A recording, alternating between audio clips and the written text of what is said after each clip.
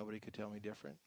And when I became a DM, I was an owner of about 10 stores in the LA market, and I owned those stores. So those were my stores, and I had some wonderful managers that I was trying to get them to own, and they were. Yeah. But it's at the end of the day, I still took full ownership of whatever was going on in those stores.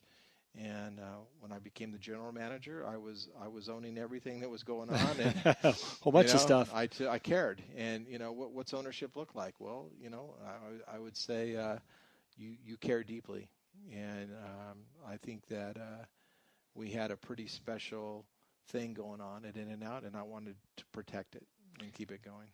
Yeah, and those are key words to understand from you as a person, because the reputation of In-N-Out exists amongst a lot of people, but knowing the person behind it, like you said, protecting it, yes, right, and caring deeply.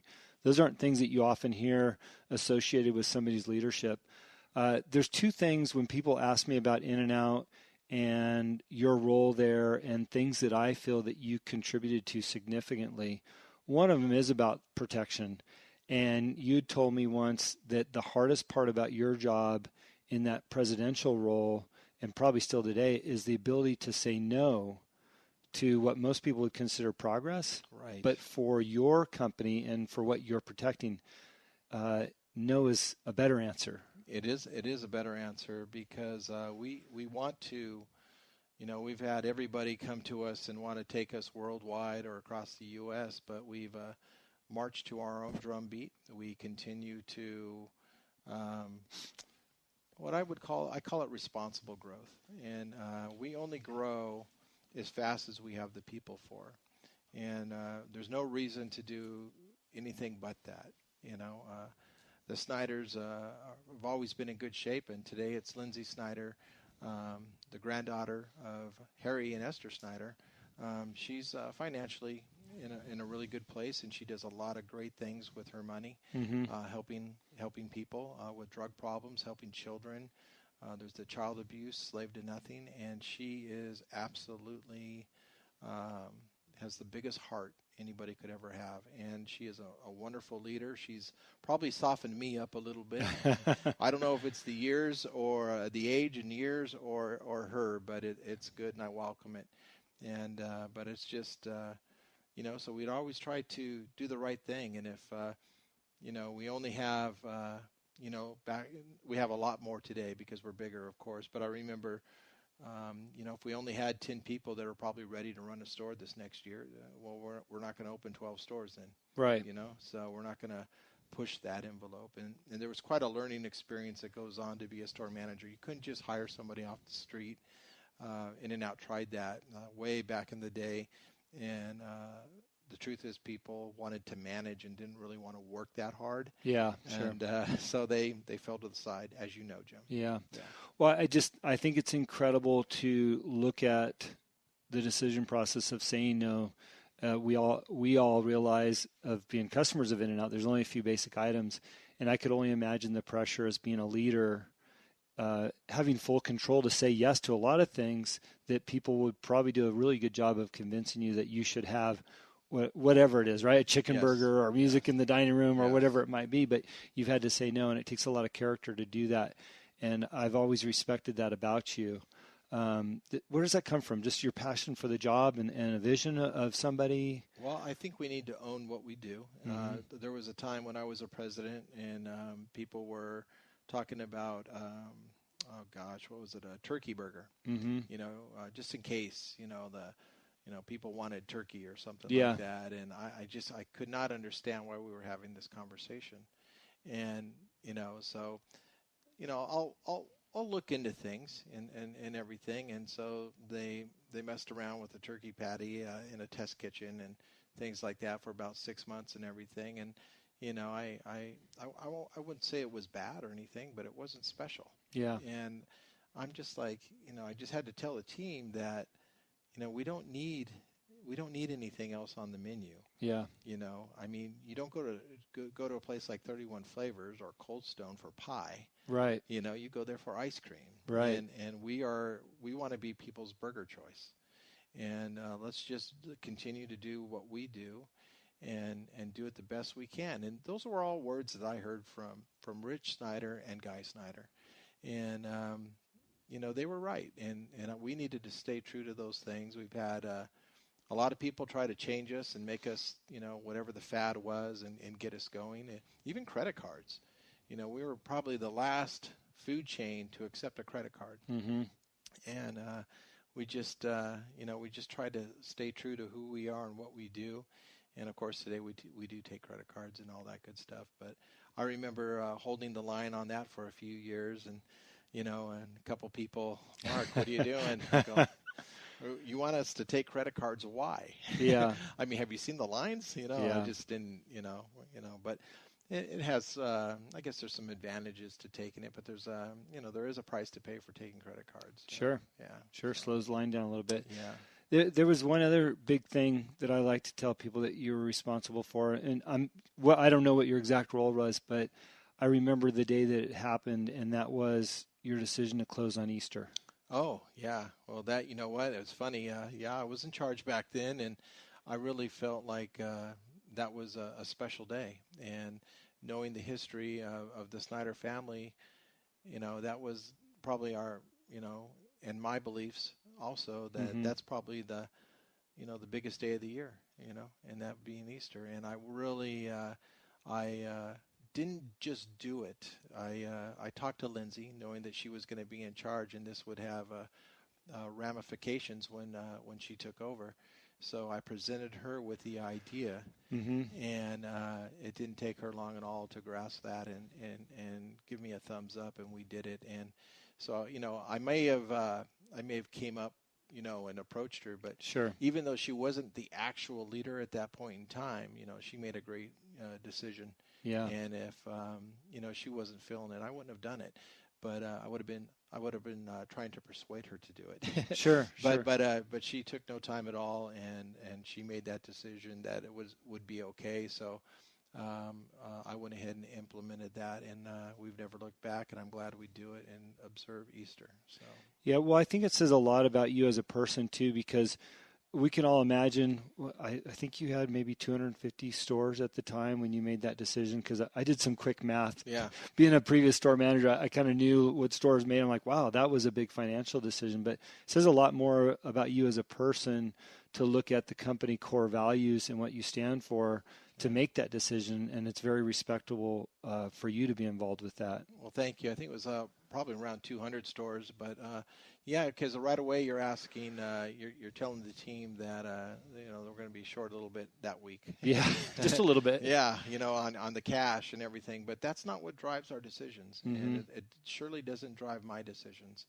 And like I said, I'll go back to just trying to do the right thing, and it usually works out well, and it just seemed like the right thing to do, and I think everybody appreciated it, the associates and everything else. Yeah. Well, you look at some of the competitors out there, maybe not in your exact arena, but what Chick-fil-A has done, closed on Sundays. Yep. I think that's an incredible mission statement of theirs. Yep. Because they stand behind a belief, and there's a lot of other businesses out there that stand behind a belief, and I certainly think, kudos to them for being able to do that, especially in times of adversity, or people are very opinionated, and I always love that about In-N-Out. I also like that you guys have stood behind having the scriptures on different materials, and again, I think that speaks to you as a leader, because you had a decision to keep them or get rid of them, and right. You stood behind those beliefs as well. Yeah, that was something that Rich started, and it was really a beautiful thing, and I was never gonna, not do something like that or take that away. We wanted to stay true to those things, and I've been all in since I got here. Yeah. And Rich, he was kind of like the Walt Disney of the quick service restaurants. He was the Walt Disney of them, and anybody that knew Rich or spent any time with him knows exactly what I'm talking about. The man was bigger than life. He was passionate, and you just wanted to be around him, and he had a love for people and children, and he was a Christian, and wasn't always a Christian, and he became one, and he was just a tremendous leader. Yeah. Tremendous leader. Well, I think there's a lot of pieces in here. This isn't meant to be an in and out interview, but obviously you've been there 34 years now, and the person that you are is a result of that company and vice versa. Right. Because in the positions that you've held, you've had the authority to change things, but you saw a bigger purpose and a bigger mission. I think that's the lesson for our listeners, is sometimes it's easy to go a different direction, but if the mission statement is what it is, yes, hold the course, because it can't be easy, right? Well, I'll tell you, I remember there was a Jack Ruley, who was an amazing man at In-N-Out Burger, and he was one of our leaders, and he was running the training department, director of training back then. And I remember him having a meeting with me, and he basically said, "So, Mark, how are you going to leave your marks on this company? What do you want to do?" And I was kind of puzzled. And I think Jack was just letting me know he's on board and trusts me and ready to, get after whatever we're going to do. And I said, Jack, I just feel like I'm a guardian of a beautiful idea, a beautiful dream, and something special here. And I said, we want to just stay the course. And I'm going to do what we've always been doing. And I'm just going to make sure that to protect it and be better at those things that we do here. Yeah. And whether it's equipment, speed of service and things like that. Yeah. I think that's an amazing statement to make in your position at the time, with the ability to go off into the wilderness, if you will. I think that's a mistake that a lot of people make with some of the better companies out there that we've seen decline and maybe not have or share in the same success that In-N-Out's had. Yeah, and I think sometimes people get caught up in their own, leaving their own mark. Yeah. And that's just not me. You know me well. I'd rather be behind the scenes and making sure things are running well and going well. I don't need to be up in front. I never have, not that comfortable. I can do it. I don't want to do it. I always look at if there's somebody better, let's get them, talking to the person or in front of the camera or whatever the case is. It's just, some people might think that's bad leadership, but I think I'm just making sure that we've got our best person there. Is that why we haven't seen a lot of you in the public? Because, any interviews or anything about In-N-Out, your name's not in the forefront. No. And is that why, by design for you? Yeah, I think it is. And I what's really cool is I think everybody knows that about me. Yeah. And I am such a straight shooter. Maybe they're actually a little nervous too.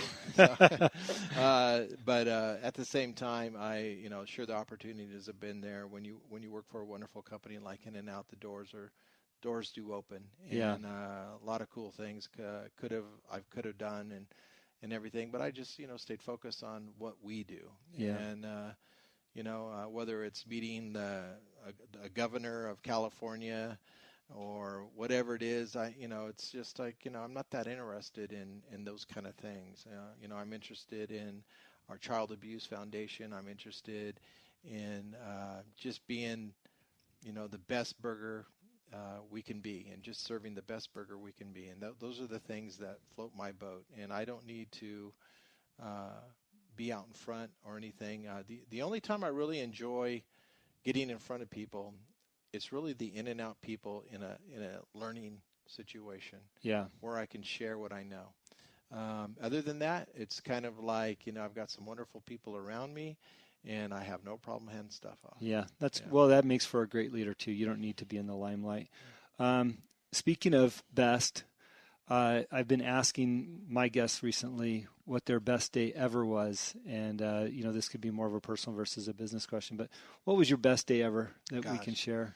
I've had I've been so blessed to have so many wonderful things happen and in my life, but there's just one thing I think I share with everybody that really, I share a lot of things, but there's one thing, and it was when my son, the first time he basically, unprovoked or anything, and he just I was getting ready to go to work, and he looked up at me, and he said, "I love you, Daddy."